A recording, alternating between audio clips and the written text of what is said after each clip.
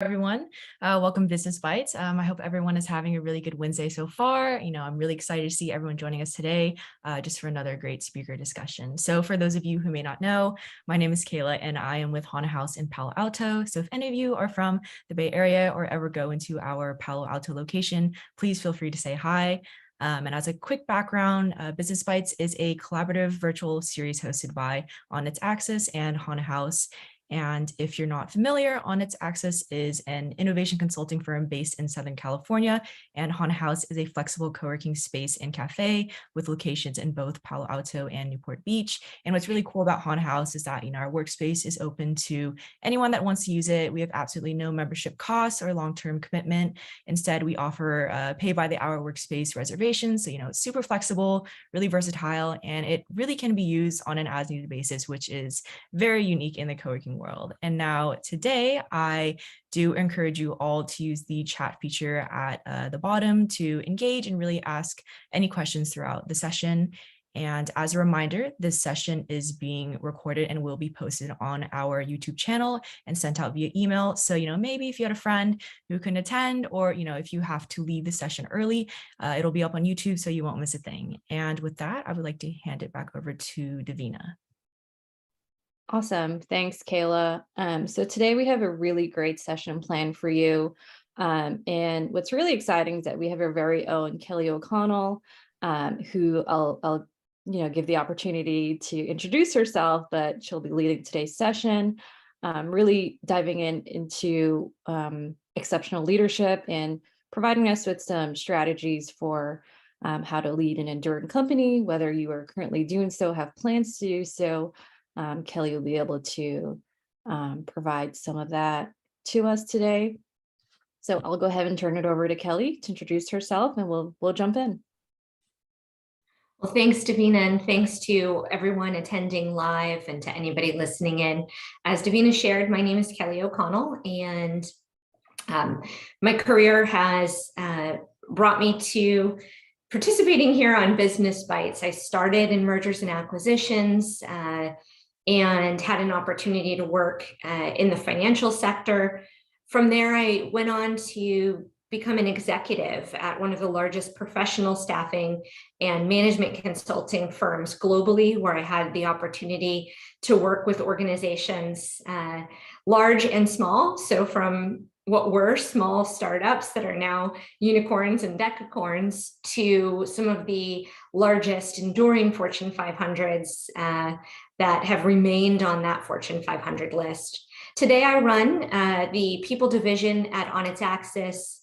I am the interim CEO for Fairstream, which is a platform as a services company, and I'm a managing partner for a venture fund that's investing in early stage startups that are building tech-enabled solutions to solve for historically underaddressed problems in the world, particularly in a few verticals. And so I bring all of that experience together to have what should hopefully be a fun and informed conversation about what it takes to lead an enduring company. But first, my favorite fall activity. I am an East Coaster by trade. Today, I split my time between the East and West Coasts, but it doesn't feel like fall until a day out apple picking, particularly apple picking when it's slightly cold, and at the end, I can have a warm apple cider and sit by a fire. So that's my favorite fall activity, harder to find in Southern California where I am today. Hopefully you all write in the chat what your favorite fall activity is. That's great. We do know that I believe next week is the first official day of fall, September 22nd. So that is, exciting. It's definitely my favorite season. So I'm with Kelly on that one, being on the East Coast. That's certainly one of my favorite activities as well. Yes, pumpkin donuts. Pumpkin donuts, yes. Iced apple cider donuts. I'm an apple cider girl. Awesome. Well, thank you. Continue to keep sharing through chat. Would love to hear about some fall activities that you and your loved ones love to do. Raking leaves and the smell of the air. Perfect. Love that smell as well. Raking leaves, not so much, because that's rigorous activity. But I appreciate it. So I'll go ahead and jump into the first question, Kelly, and we'll keep moving through our questions. And we will, as Kelly mentioned, we'll have time at the end for anyone in the call to ask questions, either through chat or DMing Kelly or unmuting yourself, but we'll definitely have time at the end. So our first question is, what is your definition of leadership? Well, there are many definitions of leadership. Leadership that is a noun and leadership that's an action. And when I think about leadership, I shared that I was an East Coaster by trade. I had the great opportunity to participate in a lot of community services programs. And one of those was participating in the Girl Scouts. And when I think of leadership, inevitably that early Girl Scout mantra is what is the foundation for my understanding of leadership. It's this idea of being honest and fair, finding courage and strength, but also using resources. And this idea of self-respect, which for me always brings also a respect for others and a desire to impact the world. So in the simplest way, I like to think about leadership even today with this idea of a curious mind, a discovery approach, an idea of connecting with those around me and allowing others to thrive, but also with a bias towards action, a bias towards making incremental steps towards a goal. But when I think about leadership sort of in the business world and the business hat, the definition that stands out for me is actually one from the Oxford Dictionary. And it's that leadership is the ability of an individual or a group of individuals to influence and guide followers or other members of an affinity collective. And what I love about this is it takes away the idea of leadership as innate. It takes away the idea of leadership having specific character traits that maybe social structure might bias us towards. It even takes away the idea of leadership being an individual role. And instead, it looks at leadership in this collective way about taking action and providing guidance. Great, thank you, Kelly. I think the Girl Scouts can resonate with a lot of us on the call, so I appreciate that connection. I'm also getting hungry between Girl Scouts and cookies and crepes. The chat is definitely going to result in me doing something afterwards. It's a good snack. Yes, definitely. I know you touched a little bit on this in your last question, but how would you describe your leadership style and how you lead others? Well, I appreciate being asked this question because this is something that I've struggled with in my professional career. And I think it's important for me to share that. I shared, I've had a long career, and one that by external measures has afforded me a lot of opportunity and has given me a lot of chances at leadership. And my leadership style has evolved. I was a two-sport college athlete, and my early leadership style was really grounded in that combination of that take action element of the Girl Scouts approach and that experience on the field of having a plan and executing on a plan and taking my team with my own capacity. And so I used to lead from the front. And in doing that, I realized in retrospect that I was alienating a lot of team members, that I was discounting the ways in which other people might approach work in a different way than me, that actually could have resulted in perhaps a more efficient, a more innovative, or more successful outcome. And so today, my leadership style has evolved from sort of that lead from the front, fall on the sword, work long hours, model the behavior leadership style of my early career into what I call today an inclusive leadership style, that's really driven around this idea of empowering others to thrive, providing a safe to try work environment, giving people the opportunity and structuring the work in a way that people have the chance to contribute authentically and in their time and in the manner and channel that they want, but within the framework of a collective vision. I feel that it's my responsibility as a leader within the different organizational hats I wear to provide a North Star, an idea of the company vision that we're trying to achieve, the compelling values the company stands by, but then standing back and allowing other people to operate in their thrive zone. It's taught me a lot of vulnerability. And so today I lean more on that curiosity and discover element of that Girl Scout value trait than I did on the take action element.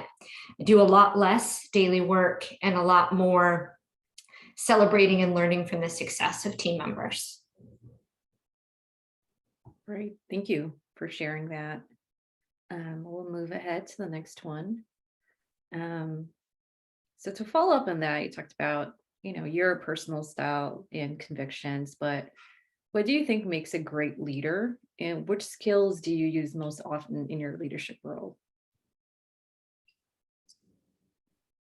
I don't believe in one element being a character trait that is the solve all for leadership. I think it's really important in this concept of inclusive leadership to continuously evaluate and reflect on the strengths of those around. So the observational skills of listening, the observational skills of creating space for others, of providing room for a team to collaborate.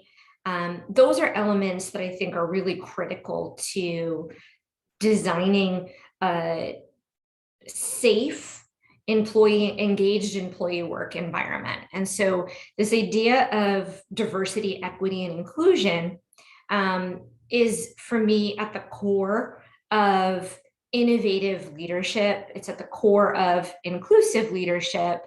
And it's not just around the elements of racial diversity or of kind of behavioral diversity, but it's truly the different ways in which we work, looking at people who are experimentation oriented versus people who are research and think driven. And so really observing and being able to identify the skills of the team and then helping those team members to lean into the areas that will empower them to feel and find success at work is what I work on the most myself. I think what makes a great leader, if I had to choose just one thing, is recognizing that a leader alone doesn't make for an enduring company.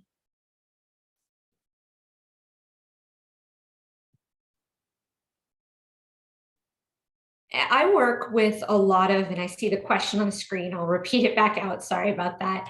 What is one mistake you witness leaders making more frequently than others? The desire to jump in, the desire to help. And I find that this happens, is particularly true with well-intentioned leaders and entrepreneurial leaders at the early stages of their companies as they begin to scale.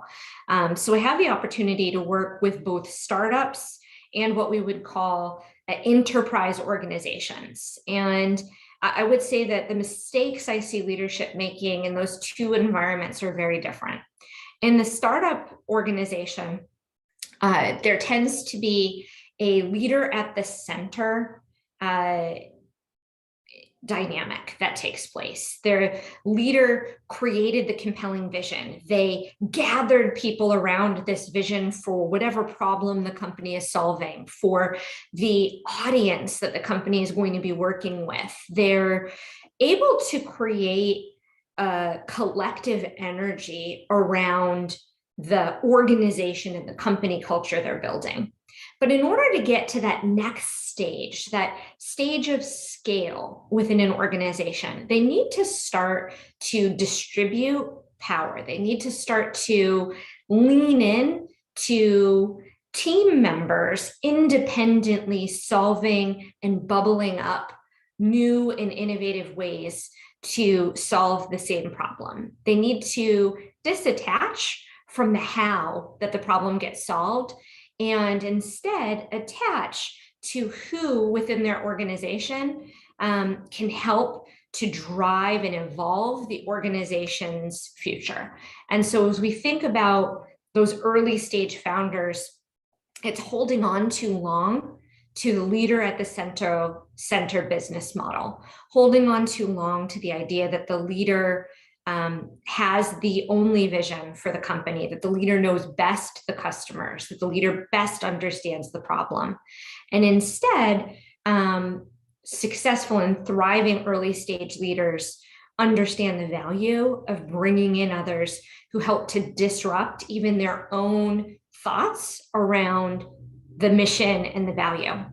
In contrast, when working with large enterprise organizations, I've observed leaders who distribute the vision of the company to their directors and executive levels, leaving a lot of the team in what I call the corporate game of telephone. Have any of you, and you can tell me with a thumbs up on the screen or in chat, have any of you ever played the game telephone? This is a game that might have been played in Girl Scouts, in fact. I see a couple thumbs ups. The game of telephone is a game where one person says a statement. They say, the vision for our organization is to be the leading company solving this problem. And they share it, and they share, these are the 4 pillars that I believe will support it. And they share that with their executive level, or in the game of telephone, it's one statement, so-and-so walking their dog is named this. And then it goes down the line. And by the end, the person's walking a crocodile, or the person's running a crocodile through a swamp, or the person's bringing a crocodile across a river. And it's so far from that original vision. It's still there, but it's lost in translation. And that's true in the game of telephone, and it's true very much in corporate America, where sometimes there becomes a disconnection between the strategic goals of the company. They're either hidden, there's so many silos within the organization that individual directors, even well-meaning, even with the best of intentions at translating that vision, aren't bringing that compelling North Star to the team. And it leaves team members really disconnected from how the work they do day to day in their roles is contributing to the organizational success. And so on both ends of sort of the leadership mantra, I would say the solve for both of these mistakes is to connect with and lean into your observational skills, and also lean into a regular cadence of communication that can be trusted within your organization. So both listening and communicating on a regular basis with your entire team. Those are great pointers. Seems like the common theme is just observing, listening, and communicating with your team. So thank you for sharing. We'll go ahead and jump into our next question, which is on that topic, where do the great ideas come from in your organization? And you touched on this a little bit, but how do you encourage creative thinking within your organization? So I shared about the importance of observational skills, listening, and leadership. But it's also important to do this in the marketplace for companies to stay attached to the competitive landscape. When I'm hearing from founders who are seeking funding for the early stage startups, it's always a caution flag if they say, I'm the first to ever be solving this problem. There are no competitors. And so I would say one important recognition is that great ideas for how to run an organization come from both inside and outside the organization. They come from current clients, they come from canceled clients, they come from clients who never signed up. They come from every team member. They come internally from the team members that are doing the work that's related to the innovation or the idea. They come from the people who are going to be processing on the back end, the partners who are the recipients of that work, and also the people who leave your organization. They come from the people who interview, who aren't hired.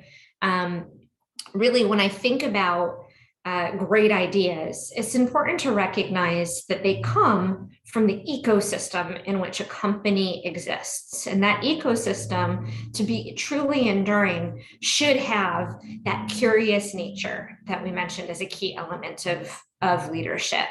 The ecosystem will provide a lot of insight, but great ideas within the company also come from creating a safe environment. I mentioned this idea of safe to try. At On Its Axis, we have a philosophy that we call fail forward. Probably to the disdain of some team members, this is a very important element of our iterative approach to solving problems. We leave problems out in the air for the whole team to think about. We'll share out an assignment. We'll say, we would like to achieve this. And we spend some time giving team members the opportunity to ask why we want to achieve it, why that's the goal, to come up with innovative ways to approach how to collaborate on solving the problem. Davina, who's here on the phone, and I can talk about times where she and I have been working together on something, and I have in my mind that we'll collaborate in a Google Doc, and she creates a template in Google Sheets.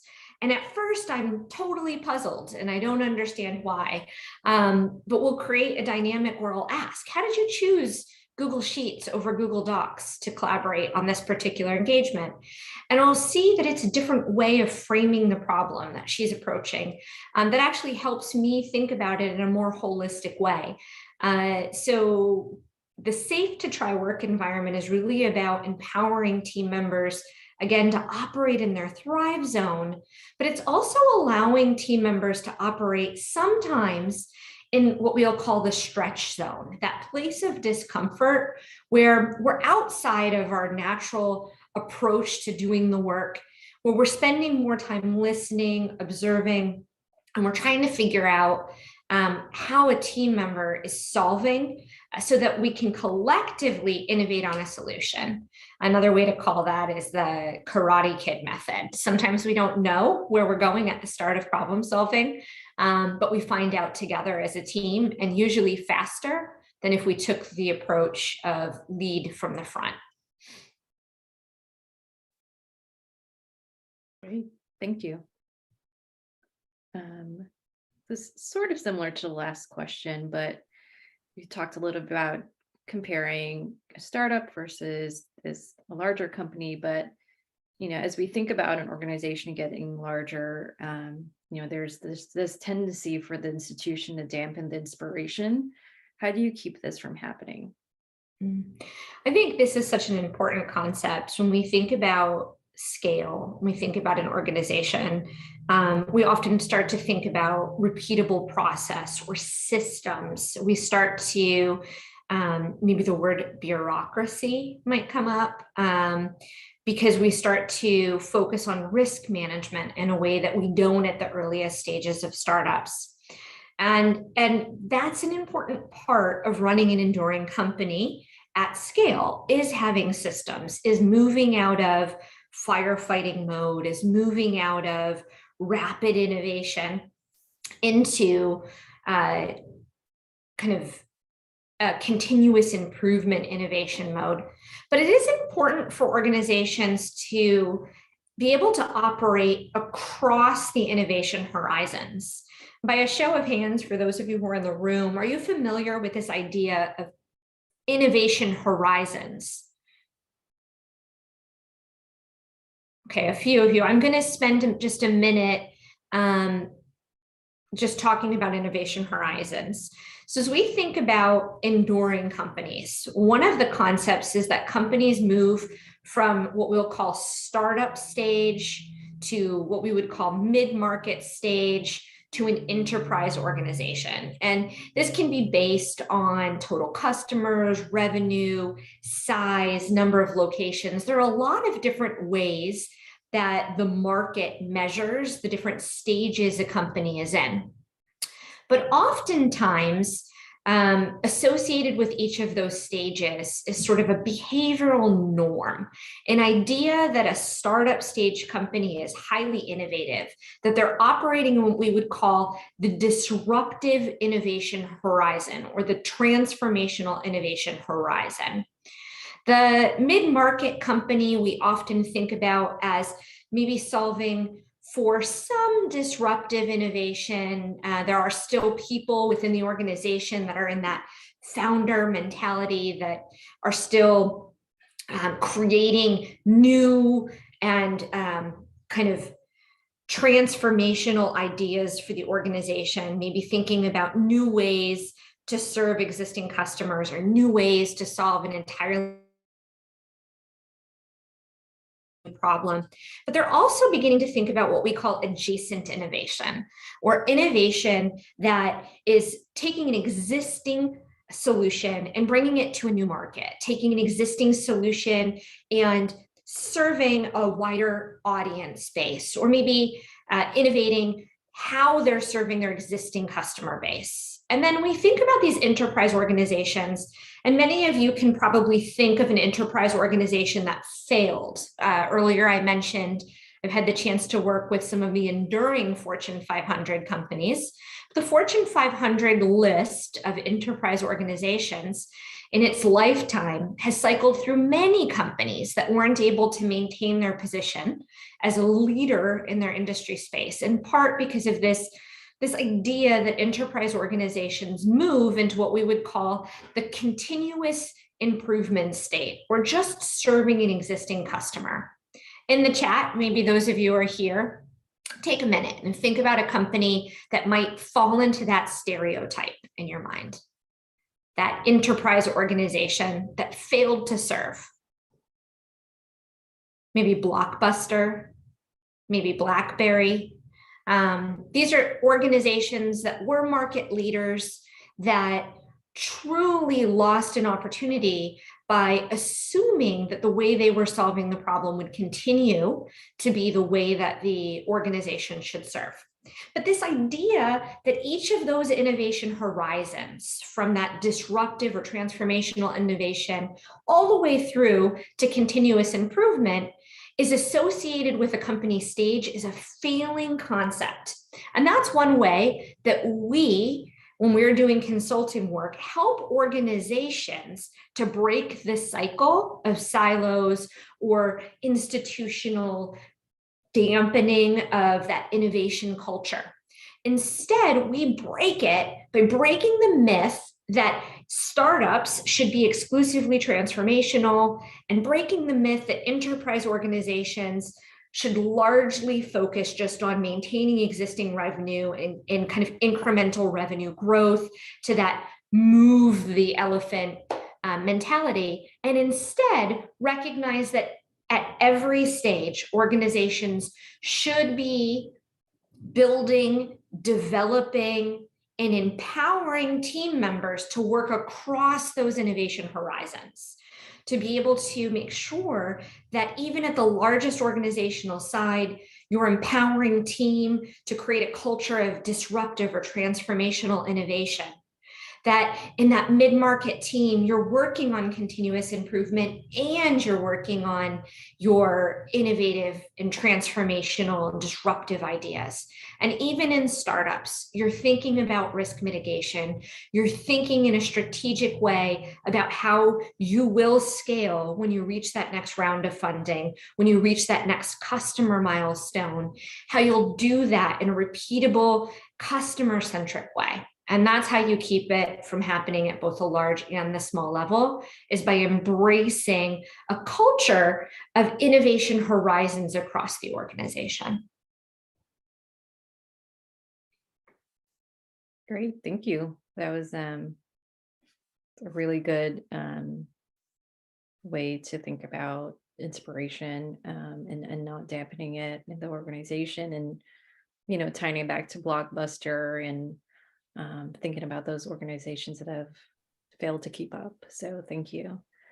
You bringing that back. I think it's important also. I failed to acknowledge something in that answer that's really fundamental to who I am, which is that products don't create successful companies, people do. And people and products together, you can have the best team, the smartest, most skilled, most capable team, but if they're solving for a product that doesn't have an attainable market, that doesn't have customer stickiness or desirability, they will struggle. So people on both the internal and the customer side really determine company success. And so to keep inspiration alive, it's really to think about who you're serving and what problems are being solved, and really think about that customer experience, and then empower your teams to support and solve for that customer experience. And in doing so, you really will help to drive that culture of innovation. The other thing is that internal and external people aren't singular in nature. And so really embracing people as whole beings and embracing that career is just one aspect of your team's total identity is a really important aspect of creating that safe space for innovation. So really empowerment and acknowledgement of people within your team and acknowledgement of that customer experience is essential. Great, thank you. That's an important call out for this piece. We'll move into the next question. How do you rally the team to take on a big goal? You talked a little bit about this, about product and people, but how do you really bring the team in and to take on that big goal? Coffee and food. No, just kidding. So when I worked in corporate in M&A, when we wanted to rally, we would have something we would call a town hall meeting or a summit. And we would bring together the leaders of an organization. And I always felt something was missing in that, because it would be this big weekend or week-long strategy session with all of the VPs and all of the directors and all of the C-suite. And we would brainstorm on a whiteboard, or we would put sticky notes around a room, or we would learn and figure out how we were going to go back to the team to inspire them. But the gap was that the people who were frontline interacting with the customers, those people were often left out of those conversations. They were often not included. And that always felt like a point of failure. And so today I would say I no longer rally from the front. I really listen to the team for where the team energy is bubbling up. I listen for what work are we working on that seems to be creating fatigue, that the deadlines keep getting pushed back, and how can I help support that? So bringing people together to talk about what's not working when I observe that something's slow within an organization, creating a dynamic where the flow, the natural ebb and flow of how work gets done, and the dynamic of how the team collaborates together to accomplish things is actually a great way to get the team to take on a big goal. The other element is really something I mentioned at the beginning of this conversation, which is about helping people to understand how the work they do at every level of the organization is supporting those organizational pillars, those milestones that we as a leadership team have said are important to the company's success.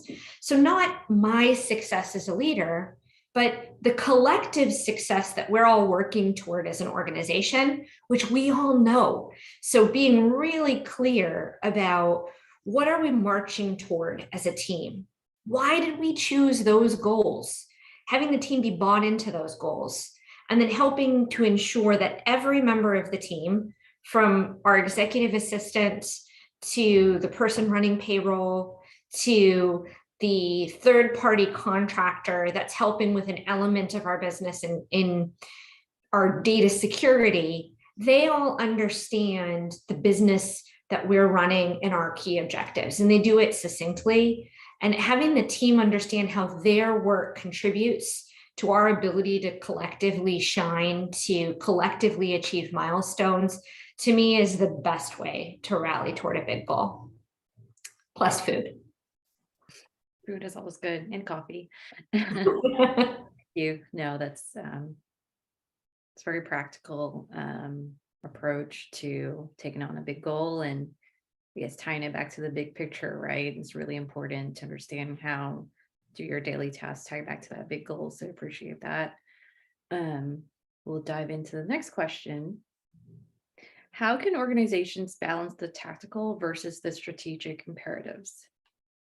I think this is one area that really depends on the growth stage and the milestone objectives that the company is at. I do believe that at different stages of an organization's development, there are different business model and energy priorities that should be taking place. So at the earliest stages of a new product launch, whether you're an enterprise company launching a new product or you're a startup, it's really important to have a strategic vision, but it's most important to have a testing and action plan that allows for product validation that is truly actionable and that is bite-sized, to allow for that iterative, safe to try work environment that I talked about.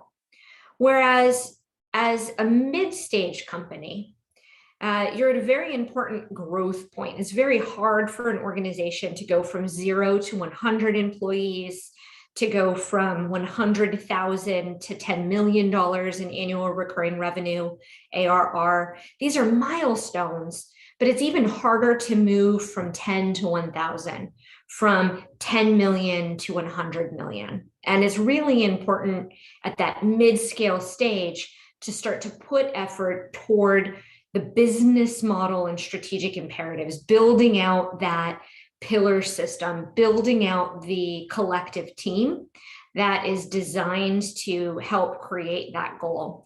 So really thinking about where your organization is, or where your product, if you're an intrapreneur within a larger organization that you're responsible for a specific product, where your product is in a life cycle, and then determining that balance between tactical, actionable work and strategic and visionary work is really important. So really just tying it to where you are in your organizational growth. Great, thank you. Our next question is, we're towards the end, so we'll do this one for the audience. What's one piece of advice you have for those currently in our audience, preparing for leadership roles, or currently in a leadership role? Stay curious, continuously learn. I think that there are many people from my early career who would say I have no right to be giving this talk, and they would have been right. I had no right in my early career, in spite of being promoted several times and being given the role of leader within an organization. I certainly hadn't earned it. And my true leadership skills are really coming from learning to become vulnerable, learning to accept they don't have the answers, learning to accept that other people on the team will understand how to approach a problem in a way that's better than the way that I would approach it. Understanding where my strengths are for the organization and the limitations of those strengths, and surrounding myself with people who are better for me was instrumental to my growth. And so if I could give you just one piece, of advice. Don't let an early mistake deter you from leadership.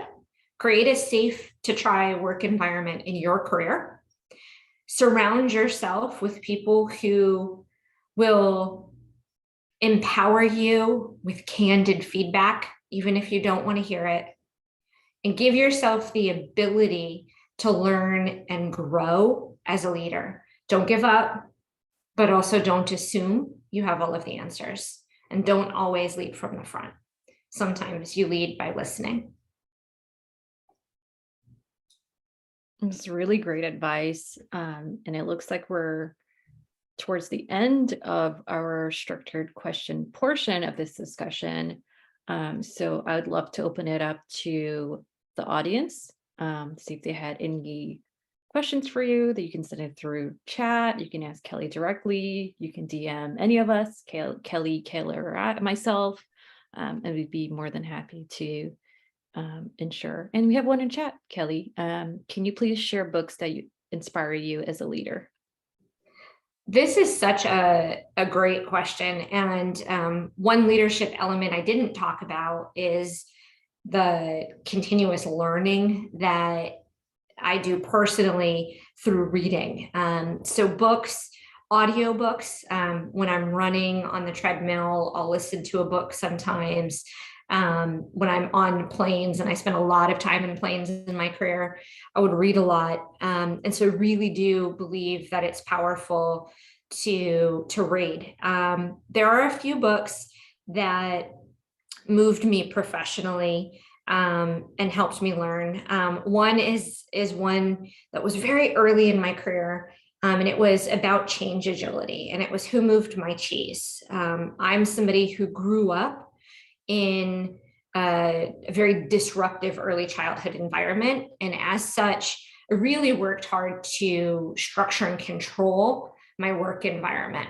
And I needed to release some of those skills, those defense skills I learned in my early childhood in order to truly be a successful leader and to implement some of the things I'm talking to you about today in this talk. So Who Moved My Cheese is a fun story of change agility.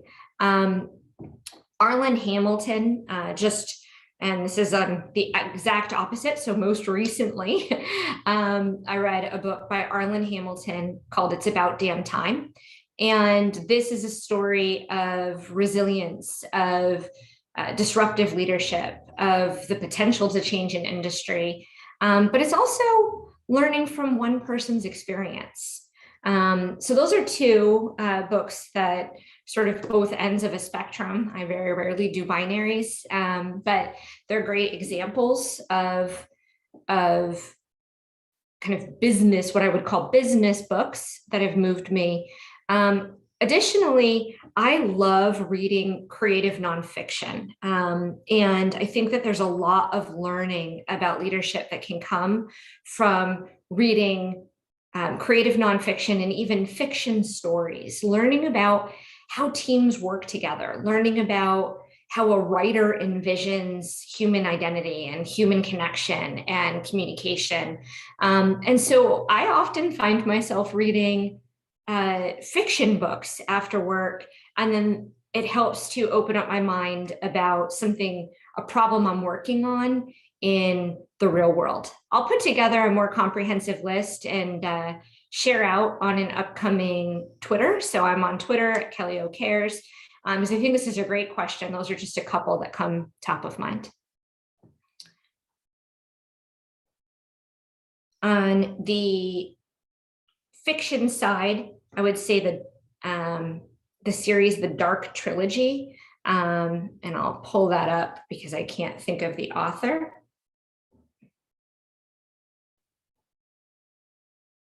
It was a really great book series. What is that book series?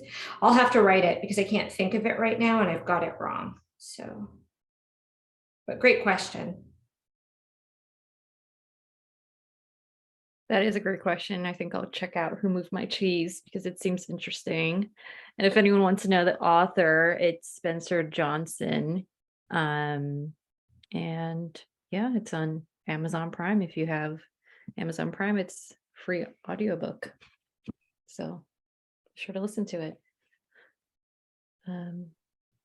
Feel free to unmute yourself. If you have any questions you'd like to ask live, go for it. The book, the fictional book series I couldn't think of, but wanted to share is the Dark Materials series by Pullman. So really interesting series on humanity. Philip Pullman is the author.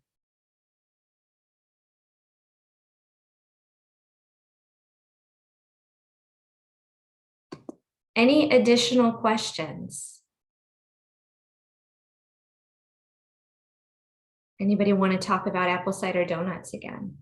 I might be ordering from Uber Eats.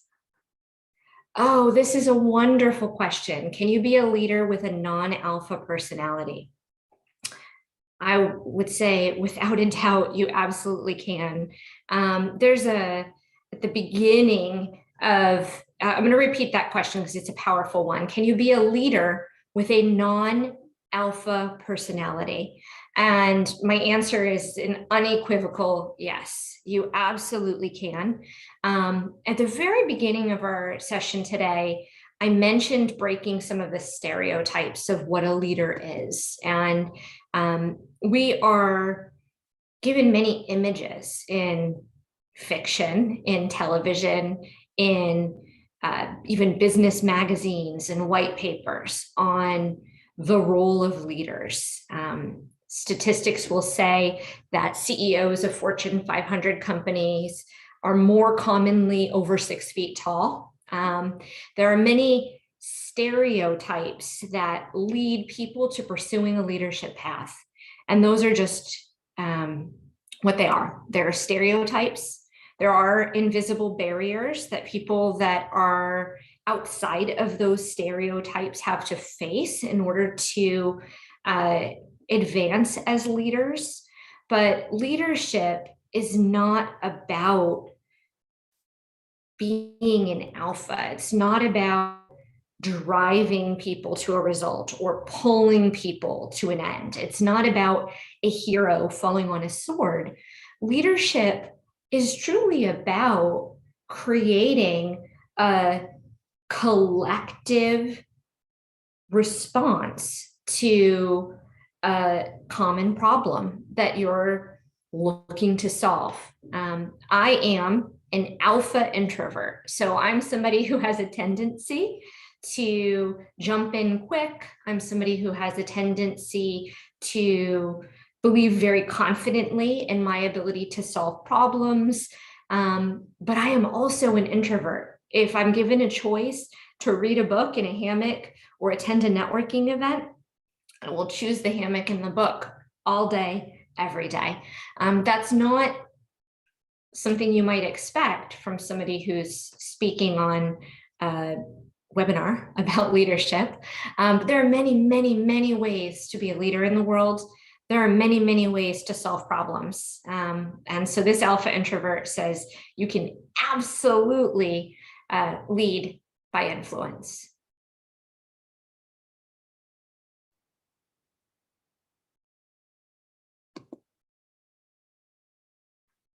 Any other questions? I love these questions. So it's different and great. So keep asking. Hi, Kelly. I actually have a question. So being an exceptional leader yourself, do you currently have any goals for yourself, maybe in terms of like your leadership style or things that you wish to accomplish as a leader moving forward? Always. So one aspect that I work on is giving myself grace. I am very goal driven. I am somebody who for a long time really required external validation for my own understanding of worth. And that external validation came from promotions, achieving milestones, receiving awards, finishing a race in a personal best time. And so my current goal is disattaching from that need for external validation, and finding ways to inspire and to identify that I've inspired other people to thrive and other people to shine. And that's a really important aspect of my professional development right now, is to be comfortable really leading others to success and achievement, and taking time to allow myself to understand who I am outside of some of the constructs of what I believed success to look like. That's a very vulnerable answer, but that's the truth.